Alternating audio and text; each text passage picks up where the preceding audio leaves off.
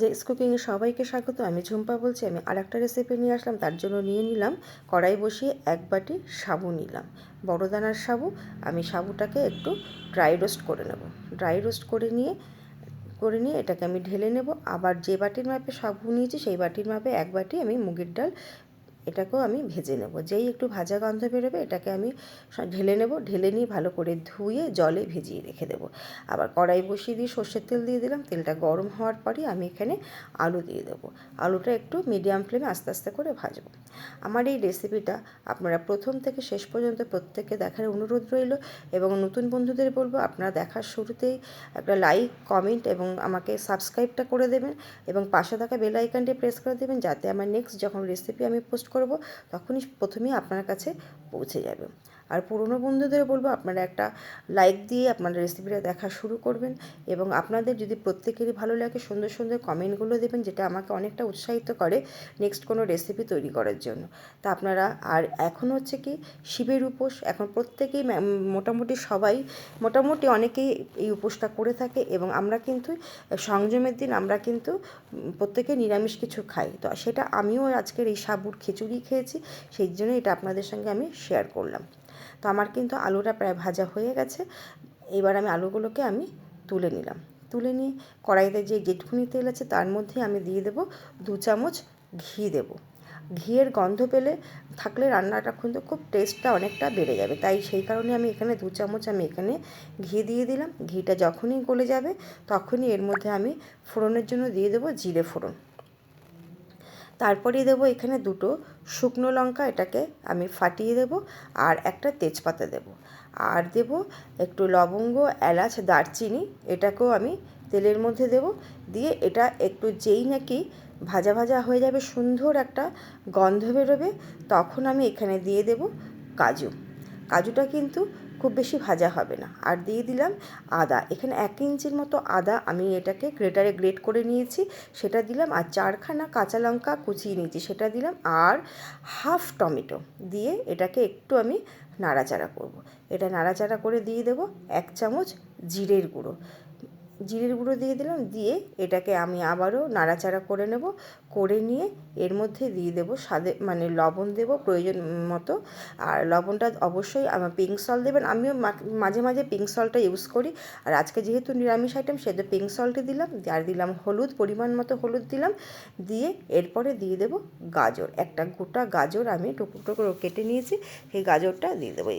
আচ্ছা, গাজর এখন তো বাজারে প্রচুর গাজর, সেই জন্যই আমি একটা গাজর দিয়ে দিলাম। দিয়ে একটু জল দিয়ে দিলাম। দিয়ে মশলাটাকে ভালো মতো কষিয়ে নিয়ে কষানো যেই হয়ে যাবে, একটু জলটা দিয়ে ভালো করে কষাতে হবে। এর মধ্যে আমি দিয়ে দেবো আলুটাও দিয়ে দিলাম। আলুটা সিদ্ধ হওয়া দরকার, তাই এখনই কষানোর সময় দিলে আলুটা কিন্তু মোটামুটি সিদ্ধ হয়ে যাবে, তাড়াতাড়ি খিচুড়িটা তাড়াতাড়ি আমার হয়ে যাবে। আচ্ছা, এরপরে আমি দিয়ে দেবো মটরশুঁটি। এই মটরশুঁটি বাজার থেকে এমনি ছাড়ানো, এটা কিন্তু ফ্রোজেন নয়। আচ্ছা, মটরশুঁটিটা দিয়ে আর এর মধ্যে দিয়ে দেবো বেশ কিছুটা কিশমিশ দেবো। কিশমিশটা তেলের মধ্যে দিলে কিন্তু পুড়ে যাবে, তাই পরে এটা দেওয়া ভালো। তাই আমি এখন এই কষানোর সময় কিশমিশটা আমি দিয়ে দিলাম। দিয়ে আর একটু চিনি দিলাম স্বাদের ব্যালেন্সের জন্য, যেহেতু নিরামিষ রান্না একটু মিষ্টি দরকার আছে, সেই প্রয়োজন মতো একটু আমি চিনি দিয়ে দিলাম। দিয়ে এটাকে কষালাম। কষানো হয়ে গেলে তারপরে দিয়ে দেব এই যে মুগ ডালটা ধুয়ে আমি জল ঝরিয়ে রেখে দিয়েছিলাম, সেটাকেই আমি এর মধ্যে আমি দিয়ে দিলাম। আর মুগ ডালটা কিন্তু বেশ কিছুক্ষণ ভিজিয়ে রাখতে হবে, ভিজিয়ে রেখে জল ঝরিয়ে দিতে হবে, তাতে কী হবে তাড়াতাড়ি রান্নাটা আমার হয়ে যাবে। তা মুগ ডালটা দিয়ে আমি এটাকে ভালো করে এটাকে আমি কষিয়ে নেব। কষিয়ে নিয়ে এরপরে আমি 2 বাটি, যেহেতু 1 বাটি সাবু 1 বাটি মুগ ডাল দিয়েছি, সেই হিসাবে আমি ডাবল এর মধ্যে আমি জল দিলাম। 4 বাটি আমি এখানে এটা দিলাম কিন্তু গরম জল। গরম জলটা দিলে রান্নার স্বাদটা অনেকটাই ভালো হয়, তাই গরম জলটা আমি এখানে 4 বাটি দিয়ে দিলাম। দিয়ে এটাকে আমি হাই ফ্লেমেই আমি এটাকে ফোটাবো। যেহেতু মুগ ডালটা ভেজানো ছিল, তাই খুব তাড়াতাড়ি কিন্তু আমার রান্নাটা কিন্তু হয়ে যাবে, বেশি সময় লাগবে না। আর এইদিকে যে সাবুটা আছে, সাবুটাকে কিন্তু আমি এইভাবে করে ধুয়ে নেব। ধুয়ে নেব যাতে জল না থাকে সাবুটার মধ্যে। হ্যাঁ, আমি এইভাবে করে ছেঁকনিতে করে ধুয়ে নেব।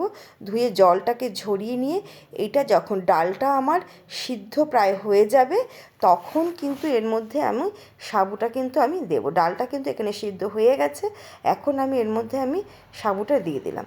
দিয়ে এটাকে আমি মিডিয়াম ফ্লেমে আমি মিনিট 3-4 চাপা দিয়ে রাখলেই এই সাবুতে জলটা টেনে যাবে এবং এটা আস্তেভাবে সিদ্ধ হয়ে যাবে। একদম লো ফ্লেমে এটাকে রেখে দিতে হবে। রেখে দেওয়ার পর আমি মিনিট 3 পর ফিরে আসলাম, দেখলাম আমার জলটা পুরো সাবুতে টেনে নিয়েছে এবং সাবুটাও কিন্তু সিদ্ধ হয়ে গেছে। বেশি জল দিলে সাবুটা কিন্তু মানে একদম লদলদে হয়ে যায়, সেই কারণেই এটাকে অল্প জল দিয়ে এইভাবে করে করতে হবে, সাবুটা চেয়েও থাকবে অথচ এটা সিদ্ধ হয়ে যাবে। তো আমার রান্নাটা প্রায় হয়ে গেছে, এটাকে আমি এবার সার্ভ করব। দেখুন কত সুন্দর হয়েছে, তাতে খিচুড়িটা কিন্তু খেতে অসম্ভব সুন্দর হয়েছিল এবং খুব ভালো হয়েছিল। আপনারা অবশ্যই প্রত্যেকে এইভাবে রেসিপিটা বানাবেন, বানিয়ে দেখবেন খেতে কতটা সুন্দর হয়। এবং এটা নিরামিষের দিনে একটা আমরা এরকম ধরনের রান্না আমরা করে কিন্তু নিজেরাও খেতে পারি বা অন্যদেরও খাওয়াতে পারি। তাই প্রত্যেককে অসংখ্য ধন্যবাদ আমার রেসিপিটা যারা প্রথম থেকে শেষ পর্যন্ত দেখছেন এবং আমার পাশে যারা প্রথম থেকে শেষ পর্যন্ত রয়েছেন তাদের প্রত্যেককেই আমার অসংখ্য ধন্যবাদ এই পাশে থাকার জন্য।